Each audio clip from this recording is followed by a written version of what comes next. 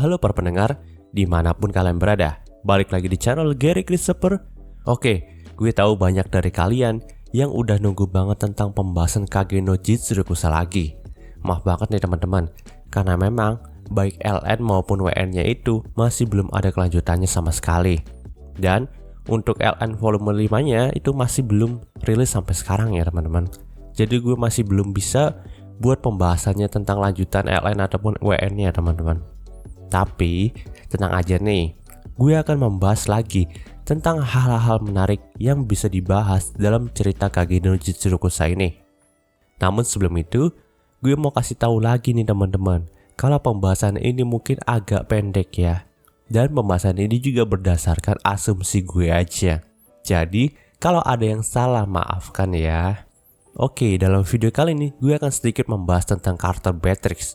Seperti yang kita ketahui, kalau karakter Beatrix itu muncul dalam manganya chapter 24. Beatrix sendiri digambarkan sebagai seorang elf dewasa yang cantik dengan rambut platinumnya.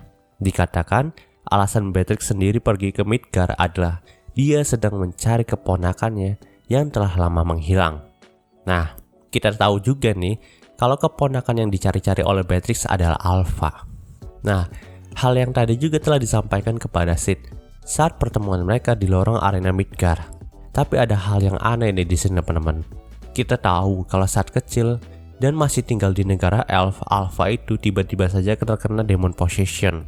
Dan karena hal itu juga, dia harus diasingkan dan diusir dari negara elf. Karena memang seisi negara itu juga mungkin nggak mau kalau Alpha itu menyebarkan demon possessionnya kepada semua elf yang ada di sana.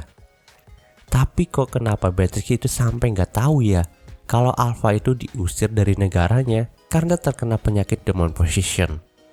Nah, di sini gue punya dua asumsi teman-teman. Pertama, kita tahu sendiri kan kalau penampilan Beatrix itu seperti seorang petualang. Dan dia juga dikenal sebagai pemenang dari turnamen God of War yang lalu.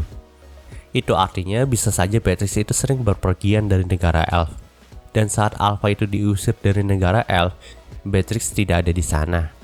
Lalu, ketika Beatrix kembali, ada kemungkinan orang tua Alpha itu berbohong kepada Beatrix dan mengatakan kalau Alpha itu hilang dari negara elf. Ya, kita tahu sendiri betapa kejamnya dunia Kage no Jitsurukusa ini.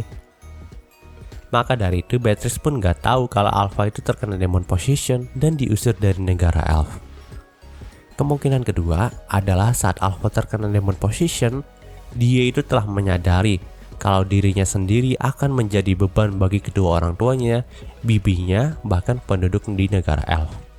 Maka dari itu, ia pun kabur dari negara elf dengan tubuh yang hampir membusuk dan pada akhirnya tertangkap oleh kawanan bandit.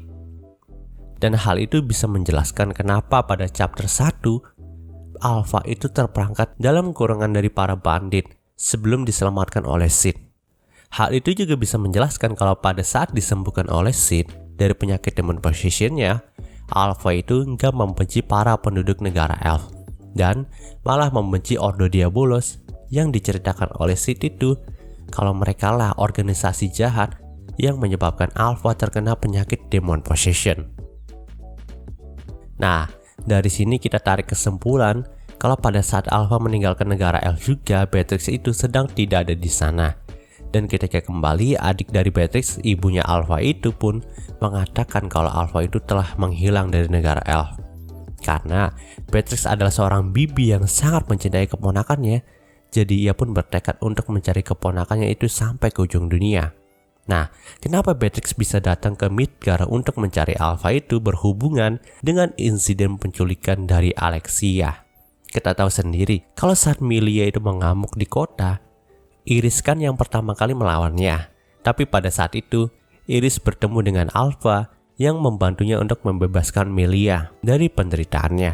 Jadi kemungkinan besar, Iris lah yang memberitahu Beatrix tentang keberadaan Alpha. Oke, kita lanjut ke pembahasan kedua nih.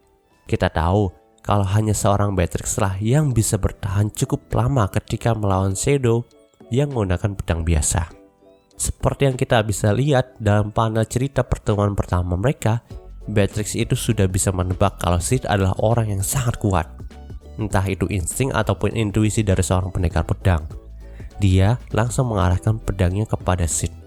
Tapi waktu itu MC kita pura-pura lemah dan terjatuh di hadapan Beatrix, sehingga Beatrix itu mengira kalau instingnya itu salah. Namun ketika itu Sid juga mengatakan kalau sepertinya Beatrix adalah seorang yang kuat. Nah, itulah pertama kalinya Sid memuji seseorang yang pernah dilihatnya.